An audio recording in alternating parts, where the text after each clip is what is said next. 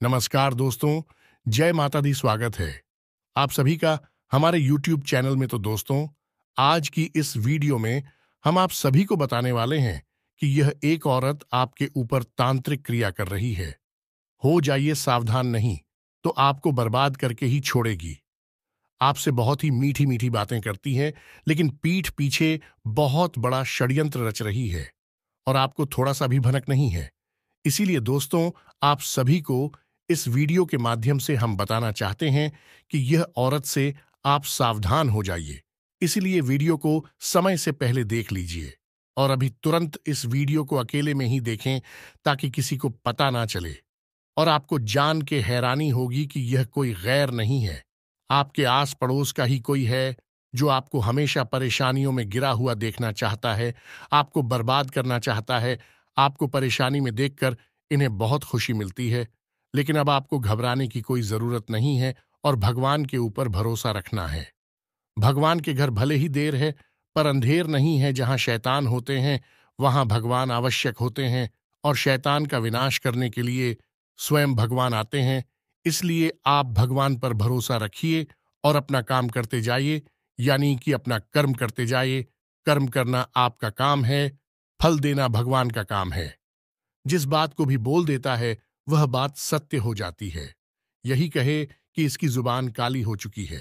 जी हां मित्रों, तो आज के इस वीडियो में हम आपको बताने जा रहे हैं कुछ ऐसे ही छुपे हुए तांत्रिक ने हम ओझा या झाड़ फूंक करने वाले बोलती हैं। इन लोगों की पहचान करना है। जी, हम तो वैसे तो समाज में झाड़ फूंक करने वालों की कमी नहीं रहती है और लोग इनके बारे में अच्छी तरह से जानते हैं। लोगों के हितों के लिए यह काली भी करते रहते हैं, कभी कभार पैसे रुपए लेकर और कभी कभार ऐसे ही फ्री में समाज सेवा के तौर पर लोगों की अच्छाई के लिए कई तरह के कार्य करते रहते हैं। लेकिन सोचने वाली बात यह है कि जब किस के ऊपर कोई बुरी तांत्रिक क्रिया की गई है और उसकी काट के लिए जब वह किसी दूसरे तांत्रिक किया ओझा सर झाड़ फूंक करने वाले के पास गया है, तो जो अघोरी तांत्रिक क्रिया की गई है वह भी तो किसी हो जाया। किसी ओझाई या झाड़ फूंक दिए और जाने वाली नहीं तो की होगी तो वह जो बुरा इंसान है, जो पैसे लेकर दूसरों की जिंदगी खराब करने के लिए तैयार रहता है। इस तरीके के बुरे तांत्रिकों की पहचान करना आपको बहुत आवश्यक है। और आश्चर्य की बात, हम आपको पता है कि ऐसे तांत्रिक हमेशा चुप ही रहते हैं। ये खुलकर समाज में कभी सामने नहीं आते हैं और छुपकर लोगों की नजरों से बचकर तांत्रिक क्रियाओं को अंजाम देते हैं और कई लोगों की जिंदगी बर्बाद करती है। जी, हमें तो इन तांत्रिकों में इतनी शक्ति होती है कि किसी हंसते खेलते परिवार को बर्बाद कर सकते हैं। मृत्यु का एक ऐसा सिलसिला तक शुरू कर सकते हैं कि परिवार में सभी समझदार बड़े बुजुर्ग लोगों की एक तरफ से एक एक करके मृत्यु होती चली आती है और परिवार में कोई नाम लेने वाला भी नहीं बचता है। जी हां मित्रों, यह बहुत ही भयानक स्थिति होती है। मैंने अपने जीवन काल में साक्षात ऐसी तांत्रिक क्रियाओं को उड़ते देखा है और इनके दुष्परिणामों को भी देखा है। हंसते खेलते परिवार बर्बाद हो जाते हैं। सुमित, कहने का मतलब यह है कि यदि आप समझ जाएं कि आपके आसपास कहीं कोई ऐसा छुपा हुआ गुप्त तांत्रिक रहता है, तो आप हो बहुत बड़ी मदद मिलेगी उस तांत्रिक से बचने में। फिर हम आपको बताएंगे कि कुछ तांत्रिक से आपको कैसे बचना है, क्योंकि इस प्रकार की लोगों से आपकी ना तो दोस्ती अच्छी है और ना ही दुश्मनी अच्छी है। इस तरीके के तांत्रिकों से आपको बचना बेहद आवश्यक है, क्योंकि अगर इन्होंने मजाक में भी आपसे कोई ऐसी बात बोल दी जो ठीक नहीं है, वह भी सत्य होने के पूरे पूरे चांसेस रहते हैं। जी हां मित्र, होता है। अधिकतर तांत्रिक विद्या में माहिर हैं। वे लोग माता काली को ही पसंद कर लेते हैं और माता काली की शक्ति किसी अच्छे बुरे का भेद नहीं जानती है। वह तो शक्ति का शुद्ध स्वरूप है, तो चाहे आप उसे किसी को मारने के लिए उपयोग करें, चाहे किसी को जीवन देने के लिए उपयोग करें, कोई फर्क नहीं पड़ता है। तो माता काली की शक्ति जब प्रसन्न होती है तो इंसान की जुबान में इतनी शक्ति आ जाती है, या यूं कहें कि बाड़ी में इतनी शक्ति आ जाती है कि वह जिस भी बात को बोलता है वह सत्य हो जाती है। यह बहुत ही खूब और भयानक स्थिति है। मित्रों, तो आपको यह जानना बहुत आवश्यक है कि कहीं आपके आसपास भी तो कोई ऐसा व्यक्ति नहीं रह रहा, और अगर रह रहा है तो अब आपको सतर्क हो जाना चाहिए। अब आपने जरा भी लापरवाही की तो हो सकता है कि वह नाराज होकर आपके बारे में कुछ ऐसा कह सुनते। ये आपके खिलाफ कोई ऐसी एक प्रक्रिया कर दें कि आपके जीवन में धीरे धीरे धीरे धीरे पीना शुरू हो जाए। दोस्तों, चाहे आप माने या ना माने, लेकिन सखियां तो हमारे आसपास कार्य करती ही रहती हैं। चाहे हमने देख पाए या ना देख पाए, कभी आपने मोबाइल से निकलने वाली सिग्नलों को क्या देखा है? कभी नहीं देखा, लेकिन फिर भी फोन सक्रिय रहता है। आसपास की ओर जाऊं तो तुरंत खींच करके और हमें मैसेज और फोन कॉल से दिखा देता है। तो ऐसे ही कई अदृश्य शक्तियां हमारे आसपास हर वक्त कार्य करती रहती हैं, और अगर हम उन्हें नकार देते हैं, तब भी हम उनके द्वारा होने वाले परिणाम हो जा दुष्परिणामों से बच नहीं सकते हैं। तो जानबूझकर नकार देने से इन शक्तियों का प्रभाव कम नहीं हो जाता है।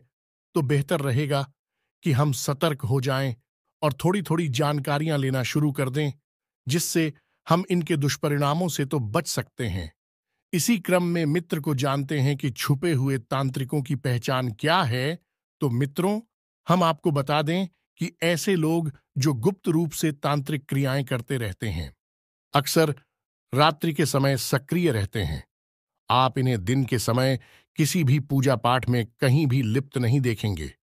यह रात के समय ही हमेशा अपनी पूजा पाठ की गतिविधियों को अंजाम, क्योंकि नकारात्मक शक्तियां जी ने यह सिद्ध करना चाहती हैं, वे रात्रि में ही अत्यधिक सक्रिय होती हैं। दूसरा पहचान यह रहेगी कि ऐसे व्यक्तियों की आंखें हमेशा लाल रहती हैं, या फिर इनकी आंखों में लाल धागे हमेशा दिखाई देते हैं। आपको इनकी आंखें देखने में एक अजीब सा भाई जैसा लगेगा। तीसरी पहचान ये रहेगी, मित्रों, ऐसे लोग हमेशा नशा करते हैं, लेकिन इनकी नसीब गांधी या फिर चिलम या फिर भी जैसे नसीब होते हैं। यानी इनका नशा कुछ अजीब सा होता है, लेकिन कितना ही नशा यह कर ले, फिर भी यह कभी व्यक्ति नहीं है। ज्यादा बोलते ऐसे लोगों की यही पहचान होती है। इनके शरीर में इतनी भयानक शक्ति होती है, प्रचंड शक्ति का प्रवाह हो रहा होता है कि इन्हें नशा करना ही पड़ता है। अगर यह नशा ना करें तो फिर इनकी दिमागी स्थिति स्थिर नहीं रह सकती। यह हम यूं कहें कि इनके शरीर में रह रही ऊर्जा अपना भोग नशे के माध्यम से लेना शुरू कर देती है। तो यह नशा अत्यधिक करती है। नियर भांग का नशा बहुत करते हैं, फिल्म लगाते हैं, गांजा वगैरह ज्यादा पीते हैं। मित्रों, अगली पहचान यह रही कि ऐसे लोग अक्सर का लाया लाल टीका अपनी मां की पर लगाती है। लंबा टीका लगाएंगे, और यदि लाल टीका लगाया है तो काला टीका उसके नीचे अवश्य लगाएंगे। काला टीका इनकी स्थिति का प्रतीक होता है, काली शक्तियों का प्रतीक होता है।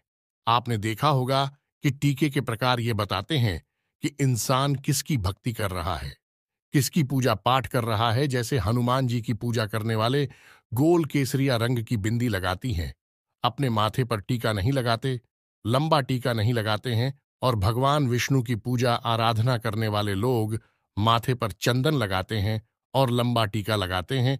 और भगवान भोलेनाथ की भक्ति करने वाले लोग माथे के समानांतर तिलक लगाते हैं। तो टीके के प्रकार बताते हैं कि इंसान किसकी पूजा आराधना करता है। तो मित्र, इसी प्रकार तांत्रिक क्रिया में लिप्त लोग होते हैं। कोई भी टीका लगाते हैं तो या तो काला टीका लगाएगा या फिर लाल टीका लगाएगा, और लाल टीका लगाने के बाद नीचे छोटा सा काला टीका अवश्य लगाएगा। यूज के टीके की पहचान है, इस तरह भी आप उसे पहचान सकते हैं।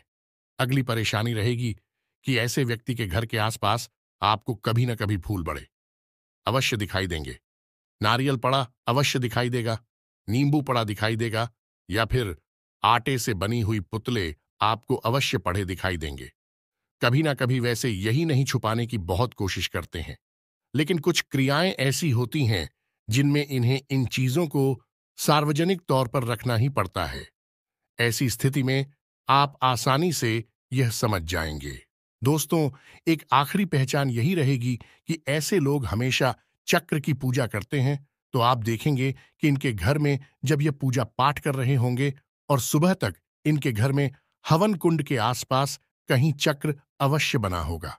ऐसे लोग चक्रों की पूजा करते हैं, किसी मुंह या फिर किसी फोटो वगैरह की पूजा नहीं करते हैं। ऐसे लोग चक्रों के माध्यम से कई सिद्धियां प्राप्त करना चाहते हैं, और ऐसे लोग किसी देवी या देवता को छेद नहीं करना चाहते। ऐसे लोग तमाम अन्य सिद्धियां प्राप्त करना चाहते हैं, जैसे कि एक छोटी सी अप्सरा, वीर साधना, गंधर्व किन्नर, नायक डाकिनी शाकिनी। कई प्रकार की सिद्धियां होती है, छोटी मोटी सिद्धियां होती है, लेकिन इनकी एक विकराल और नकारात्मक शक्तियां होती हैं, जिन्हें प्राप्त करना चाहती हैं तो चक्रों के माध्यम से इन सिद्धियों को प्राप्त किया जाता है। इनकी कोई फोटो या मूर्ति नहीं होती है, तो आप देखेंगे कि इनकी पूजा पाठ जाएं, उन्होंने की होगी, वहां पर चक्र अवश्य बने होंगे। और ऐसा व्यक्ति अपनी गली में भी ना तो कोई रुद्राक्ष धारण करेगा और ना ही कोई अन्य माला धारण करेगा। अगर वह धारण करेगा, अभी तो कोई ना कोई चक्कर ही धारण करेगा। इस चक्र को हम यंत्र भी कहते हैं। जी हां मित्रों, यही यंत्र या चक्र एक ही होता है। दोस्तों, अब बात करेंगे कि यदि आपको आपके आसपास कोई इस प्रकार का तांत्रिक रह रहा है, जो छुपकर तांत्रिक क्रियाएं करता रहता है, तो आपको क्या करना है। तुम्हें तो जितना हो सके आप उससे कम बात करें।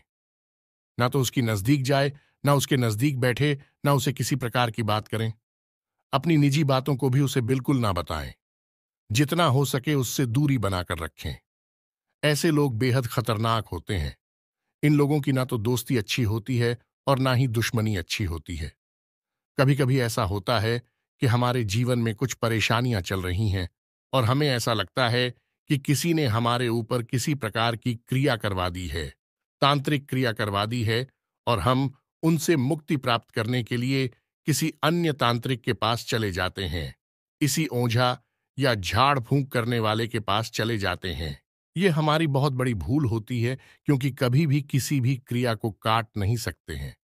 झाड़ फूंक से किसी भी गया को समाप्त नहीं किया जा सकता है। किसी भी बुरी क्रिया की काट दूसरी बुरी क्रिया से नहीं हो सकती। जी, हमें कैसे याद रखें? तो इसके लिए आपको सकारात्मक ऊर्जा का प्रयोग करना होगा। जितना हो सके उतना भक्ति में रहें।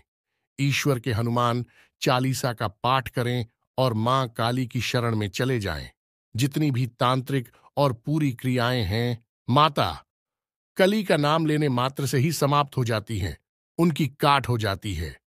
जी हम मित्रों, यह बहुत ही शर्तियां उपाय है, जिसे कर लेने मात्र से आदमी के ऊपर की जितनी भी तांत्रिक क्रियाएं हैं, सब कट जाती है। जो आपको करना यह है कि एक नारियल माता काली के नाम से अपने पूजा घर में स्थापित कर लेना है।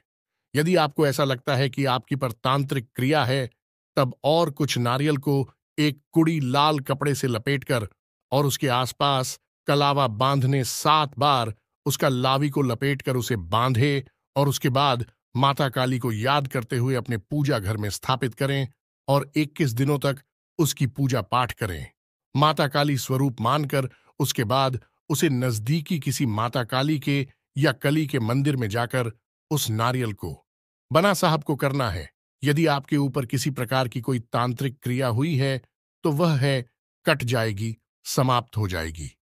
ये मित्रों और माता भद्रकाली की फोटो या मूर्ति अपने पूजा घर में स्थापित करें और पूजा आराधना शुरू करें। आपके ऊपर भविष्य में भी किसी भी प्रकार की कोई तांत्रिक लिए नहीं हो पाएगी। वीडियो में दी गई जानकारी यदि आपको उपयोगी लगी हो, आपके जीवन में किसी प्रकार का लाभ प्राप्त हो आपको, तो फिर आप पूरे भक्ति भाव के साथ कमेंट में जय मां काली अवश्य लिखें और वीडियो को एक प्यारा सा लाइक करें। मिलते हैं अगले ज्ञानवर्धक वीडियो में, तब तक के लिए धन्यवाद।